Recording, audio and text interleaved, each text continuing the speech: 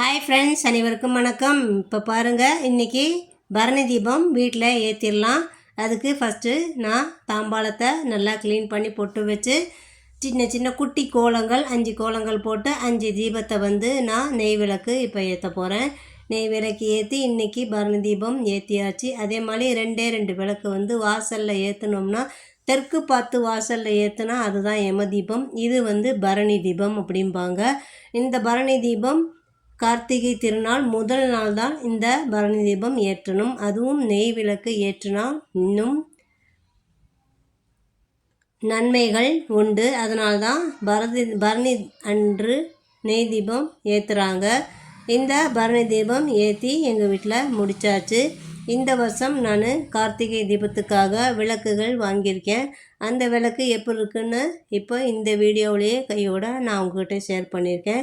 சாதாரணமாக இந்த விளக்கு வாங்கி நான் நல்லா தண்ணியில் முக்கி நல்லா காய வச்சு நடுவில் எண்ணெய் இழுக்காமல் இருக்கிறதுக்காக நான் விபூதி தடவி வச்சுக்கிறேன். விபூதி தடவி இதெல்லாம் எடுத்து முதல் நாளே இதெல்லாம் இன்றைக்கே நீங்கள் ரெடி பண்ணி வச்சிட்டிங்கன்னா நாளைக்கு உங்களுக்கு ஏற்றுறதுக்கு ஈஸியாக இருக்கும்.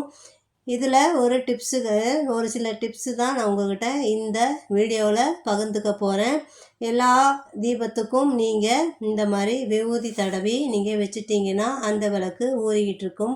கொஞ்ச நேரம் கழித்து பொட்டு வச்சிடலாம். இந்த வருஷத்தில் நான் வெளியே கடைக்கு போய் இந்த மாதிரி தீபத்தை எனக்கு பிடிச்ச தீபங்களாக நான் வாங்கியிருக்கேன். பார்க்குறதுக்கு அழகாக இருந்துச்சுங்க. அதனால் இந்த விளக்கெல்லாம் நான் வாங்கியிருக்கேன்.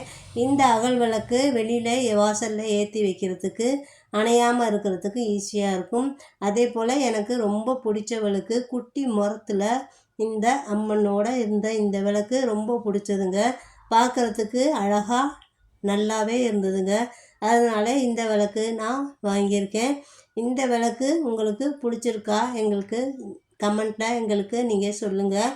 பார்க்குறதுக்கு ரொம்ப அழகாகவே இருந்துச்சு. இந்த விளக்கு நான் வாங்கியிருக்கேன்.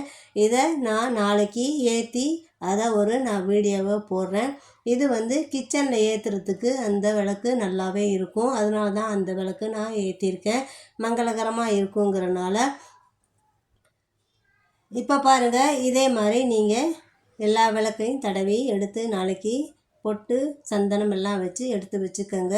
அதே மாதிரி விளக்குகள் வைக்கும்போது நீங்கள் கோலம் போடுறதுக்கு இந்த மாதிரி பாக்ஸில் வச்சுருந்தால் அந்த விளக்குக்கு தகுந்த மாதிரி குட்டி குட்டி கோலங்களாக போட்டு அதுக்கு மேலேயும் விளக்கு வைக்கலாம்.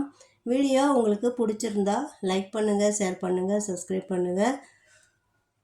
உங்களுக்கு ஏதாவது கமெண்ட் தெரிஞ்சால் எங்ககிட்ட ஷேர் பண்ணிக்கோங்க. நன்றி, வணக்கம்.